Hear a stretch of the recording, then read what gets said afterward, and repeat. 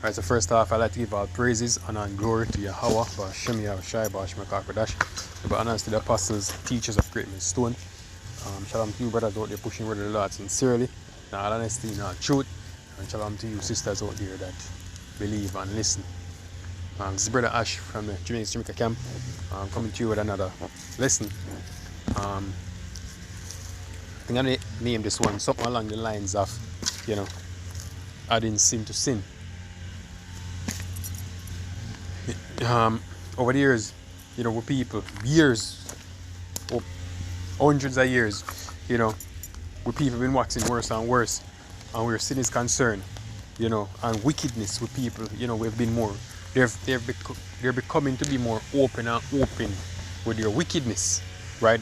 They're doing it like, it's just another Sunday morning job, and with people do this without fear, right? Fear of the Lord, Yahweh Shai, because they think that, they have license, or it is good.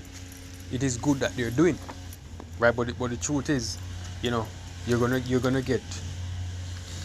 not free, right? You're gonna get judged for the sins and for the wickedness that you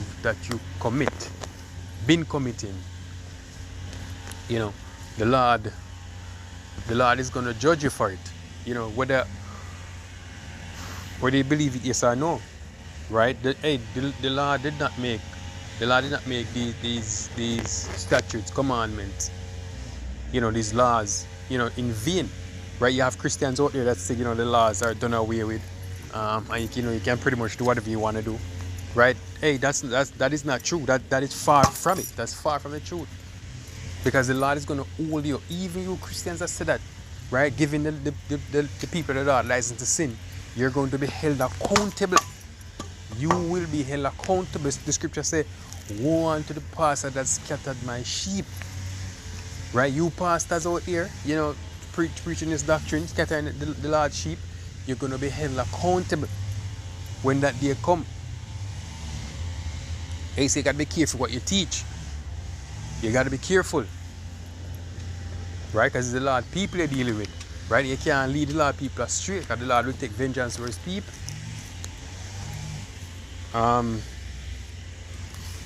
This is 2 Ezra 7 verse 21. It says, for God had given straight commandment to such as came what they should do to live, even as they came, and what they should observe to avoid punishment. So how can the Lord give us these laws, as he said, to live, and of course to avoid punishment? How can he give us this and then he's going to turn around and say, oh, you know what, forget about that, that's okay, you don't have to do that? That's madness, right? He said what we should do to live, because literally the laws and the statutes, commandments are a way unto life, right? How to keep yourself clean and how to live good with your neighbor so you don't end up in any form of hostility. Right? All the laws are just. Right? People might speak otherwise just because you don't know them. But the laws of the Lord are just. Believe that, right? And he said as it says here, to avoid punishment, because the Lord will punish you for your transgressions. Right? As our Father, when he tells us to do something, if we go and do the opposite, just as how you would want to punish your child for doing the opposite of what you told them, that's exactly what's going to happen to us. We're going to get punished. And we've been getting punished because we've been going through these curses. Right? But even in the midst of the curses, you have Jake out there that still think it okay to keep waxing worse. What do you think is going to happen? Continuing, it says, nevertheless, they were not obedient unto him, but spake against him and imagined vain things. That's what you're doing up to this day. You're imagining vain things. Right? You create your own scenario or your own prospect of life, or what you consider right or wrong, and you live by that. Right? But does it make the laws of the Most High of none effect? No, you're going to be judged. You're going to be judged for it just the same. Continuing, and deceived themselves by their wicked deeds, and said of the Most High that he is not, and knew not his ways. So you say, that, you don't have to do that. Laws that the Most High done away with. Oh, you can do your own thing, as Albert Pike said, do as thou wilt. And that's the false philosophy that the majority of you people follow, thinking that it's going to be okay on the other end, but it's not. It is not. Because listen, you're going to be held accountable for every single action. The scripture says, even down to every idle word you speak, you're going to be accounted for.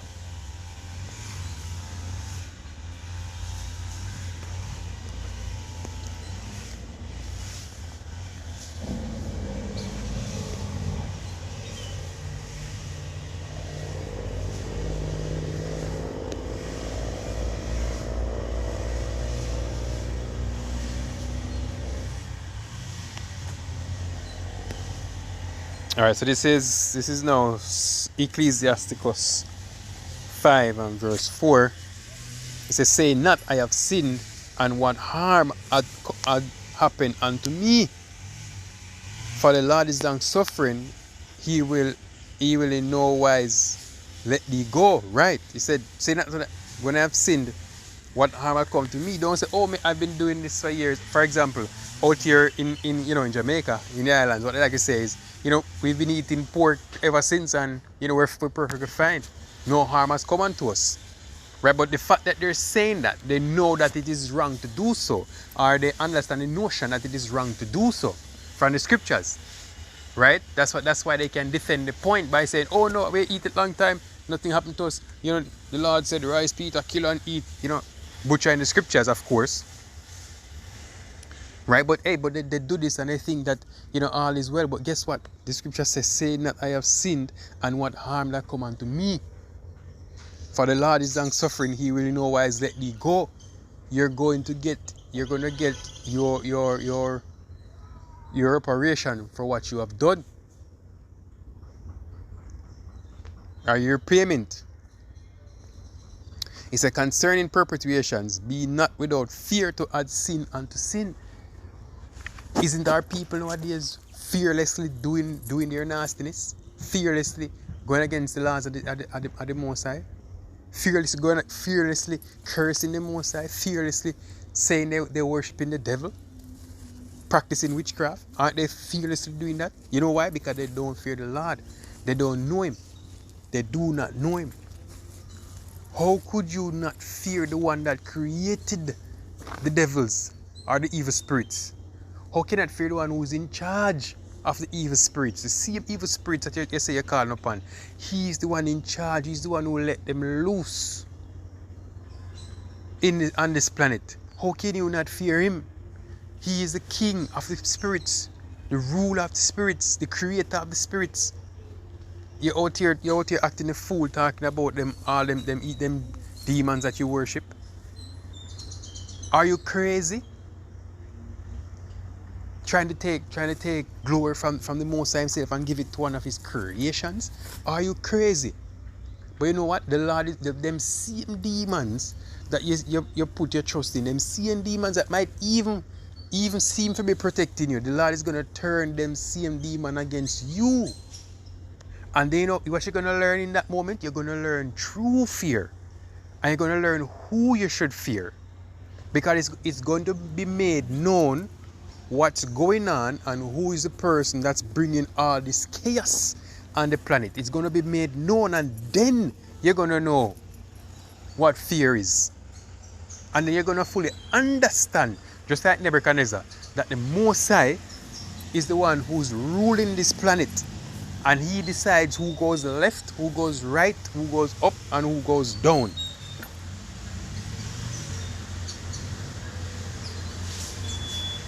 Continuing, verse 6, he says, "And say not, his mercy is great, he will be pacified by the multitude of my sins. For mercy and wrath come from him, and his indignation rests upon sinners." His righteous judgment is going to rest on your head. You think the Lord is playing? You think you can just out here acting a fool and just you can just go and everything be okay in that the next day if you go, oh Lord, you know, no, that's not how it works. That's not how it works, right? And these are some of the reasons why the conventional Christian baptism couldn't work, because the Lord doesn't play those games, right? That's when the Lord talk about baptism in the scriptures, right? He talk about a good the answer of a good conscience towards the Most High. It's not, you know, washing off under some water and say, oh no, everything okay, and then tomorrow you go back to do the same thing. Say, okay, we can wash off again if necessary. That's not how you're taking the Lord thing for a joke, man. You're taking the Lord thing for a joke.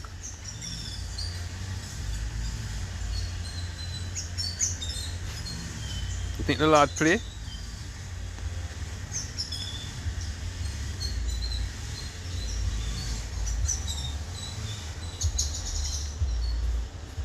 Let me let you hear some scriptures. The Lord don't play, man. The Lord don't play. This is Amos 9:10. He said, all the sinners of my people shall die by the sword, which say, the evil shall not overtake nor prevent us.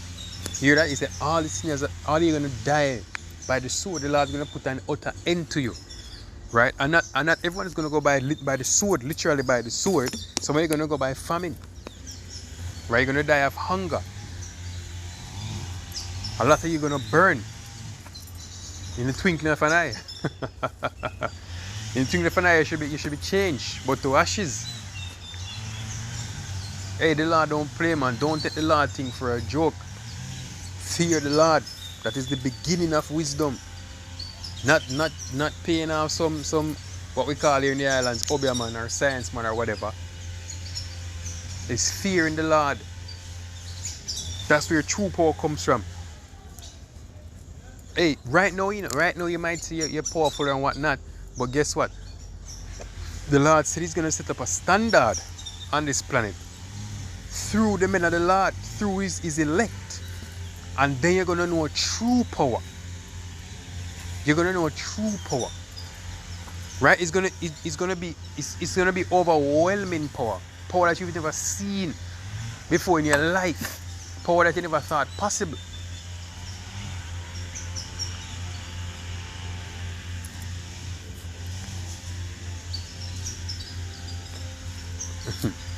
You think the Lord playing in this, man?